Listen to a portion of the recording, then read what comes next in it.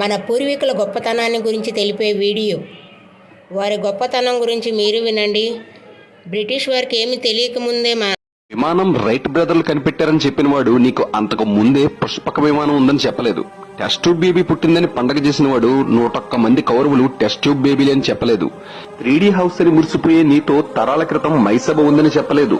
చదువు విజ్ఞానం అని గొప్పలు పోయే నీకు మొట్టమొదటి విశ్వవిద్యాలయం భారతదేశంలోదే అని తెలియదు. ఆదిమానవుడు గీతలు ఆశ్చర్యంగా చూసి నీకు అంతకు మునిపే తాళపత్ర గ్రంథాలను రాశారని తెలియదు. లేజర్ సర్జరీ అని డప్పు కొట్టుకుని నీకు శుశ్రుడు చేసిన వైద్యం తెలియదు.